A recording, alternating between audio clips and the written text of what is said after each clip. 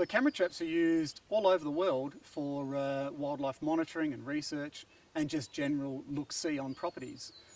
And there are lots of different sorts of cameras. So we have cameras that are infrared, we have white flash cameras. There's cameras that rely on passive infrared sensors to detect heat in motion. There are time-lapse cameras. Now every camera is different. Depending on what one you buy, you need to make sure that you understand all of the settings that are available to you so that you get the best out of your camera. Now, setting a camera up is going to vary according to the model, and often they work in tiers. Now I'm just going to grab a camera that I use most often, which is this one here. And most cameras have got some kind of a screen on the inside of them, and they step their way through in different layers. So you start at an entry point and then you work your way through different levels to program the camera according to the settings that are available. Okay, so programming the camera is a bit of a hierarchy structure, and in this case here, with this particular camera, I'm going to use the right arrow to go across, and as you see there's different layers of information that I can go into. If I stop at change setup, I'm going to go OK, and that will step me down to the next level of settings. And this camera will have some automated default settings that you can use mainly for the US. We in Australia like to set our cameras for specific purposes and functions, so we set in we go in through the advanced category. So if I just hit the OK button, that goes into another level down. Now on this level there are functions like trigger, time lapse, resolution, night mode, and the date and time. And you can set code lock and use a label. So the first one that comes up is trigger. If you hit trigger, now it's going to say, do you want to turn the motion sensor on? We want to have the motion sensor on, so the passive infrared sensor is detecting heat in motion, so we're going to go OK. Then we get to sensitivity. Now we can have this set on high, low, low medium, medium, medium high. Now this changes with different cameras, but essentially it's just adjusting the sensitivity of the passive infrared sensor to the difference between the background temperature and the temperature of the animal that's in front of it moving. If you were to have lots of animals moving around in front of your screen, or you've got lots of blowing grass in a windy day, you might want to set it on low or low medium. That will reduce the amount of photos that you get because of that increased movement of the blowing vegetation in front of it.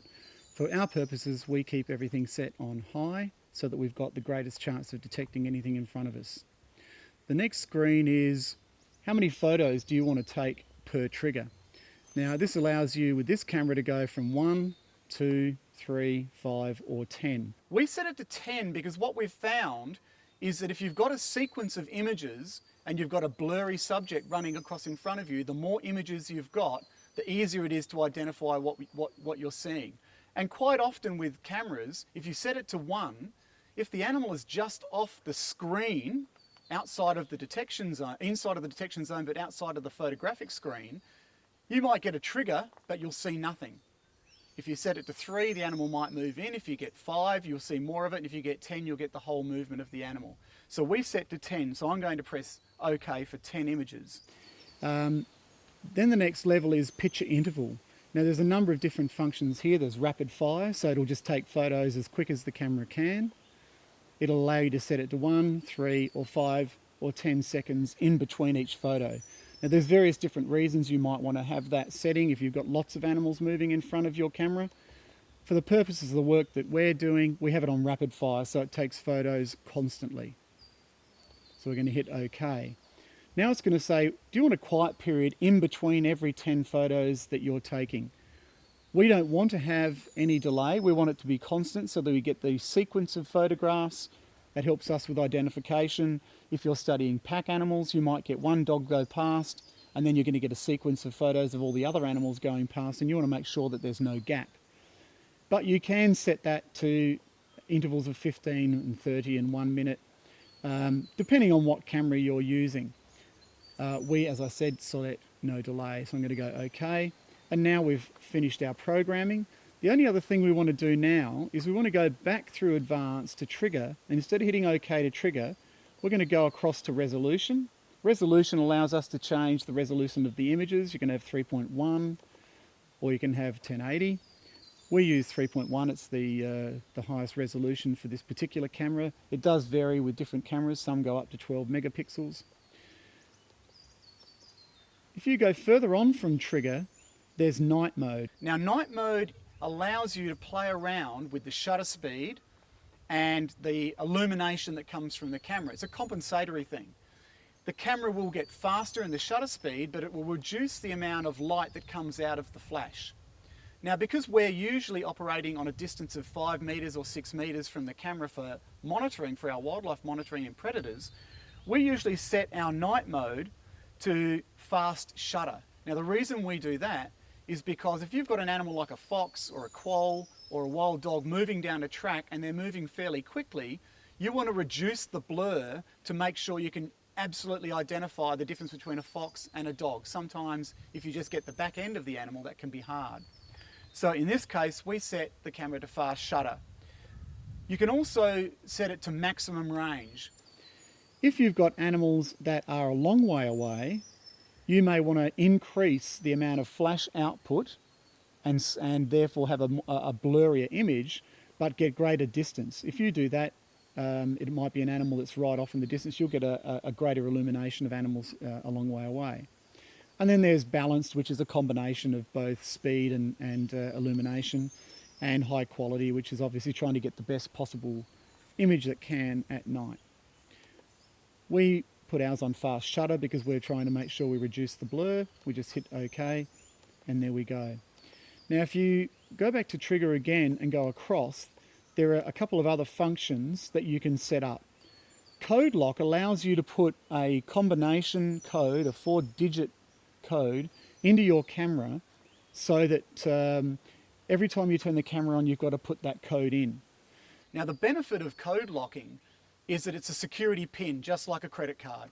If you put that code into this camera, that will be the code that you need to put in every time you turn it on. So you need to make sure that you have a consistent code for all of your cameras so that you don't have one for every camera. That'll become painful. Pick a code and use it for all of the cameras that you've got in your possession and in your property. That way you always know you can program it no matter where you are or what group of cameras you get. But the benefit of that is that unfortunately these guys are stolen quite often. And if you code lock it, it means that whoever steals that camera, apart from taking the card out and using the card and getting the data off it, they can never use that camera. So what we do when we deploy these cameras, we actually have a sticker that we put on our posts next to our camera saying this is code locked. You can't use the camera, so please don't steal it. So pick a code for all of your cameras and stick to that. The other thing you can do is put a user label. Now a user label is just a small code that you can put in, and it'll allow you to identify that camera or the camera location.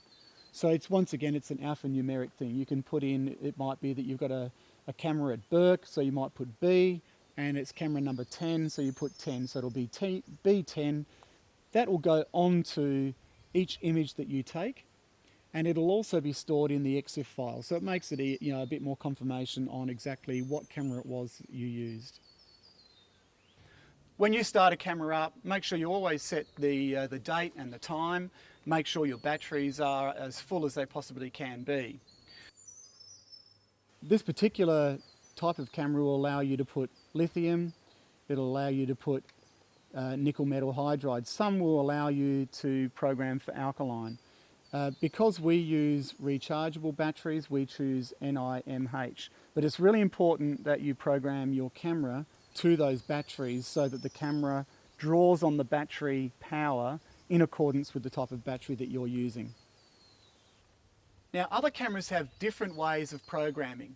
So we've got cameras that use video and sound, and we've got time-lapse cameras, but every different model will have slightly different functions. I'm just going to have a look at a Scout Guard here. This is a white flash Scout Guard. So instead of an infrared photo at night, which is black and white, this will take a colour photo, great for studying small mammals that look similar and you need to get a good image of the colour of the pelage. These cameras actually work across the screen. So to get to the settings, we're going to go to setup first and the screen will come on. Now, this camera allows you to see straight through the front lens, so you can actually see what the camera is seeing. We're going to go to menu, which is up here, and here are the buttons that you navigate around with, and this is the OK button. So if we go to menu, as you can see, it's very similar to the previous camera. You just go across to change whether you want to accept that video or camera. If I'm going to say I just want stills, I'm going to hit OK. Now it's important that you press OK after each of these so that it saves it. You can format your disc if you want to. Every time you put the camera in, it's going to ask you about photo size, and then setting the clock, how many photos you want per burst. So it's very similar to the other one. What length of video you want, the interval between the triggers, and the sensitivity of the PIR.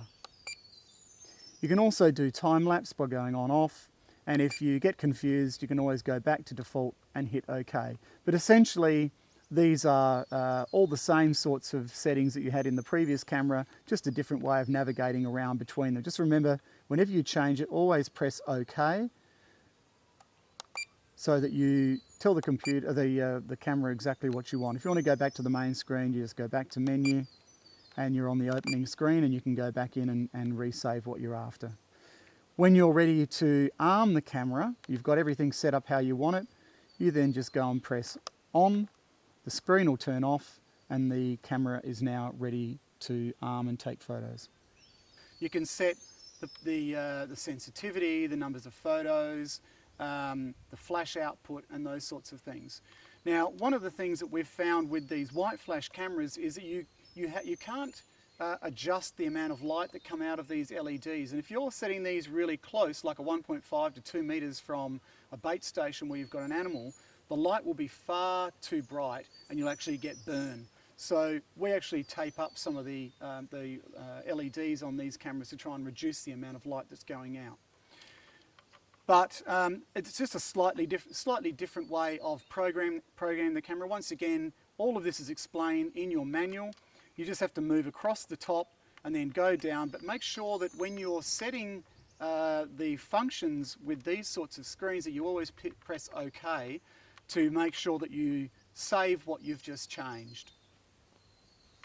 So as we've described today, there's lots of different settings that all sorts of different cameras have. And it's important that you get the manual, go through the manual and understand how all of those settings work. There are settings for still photos, for videos, for sound. Some cameras are only set up for time lapse. But one of the things you really should do before you start deploying them for data collection is go and set them up with different settings and see how those settings apply to the project or the deployment that you're going to use them for, and make sure that you've got what you want. If those settings aren't going to give you what you want, go and play with it and have another go at adjusting the settings so that it gives you what you're after. But the important thing is try and play with them a little bit, make sure they do the job before you go and then deploy them into the field.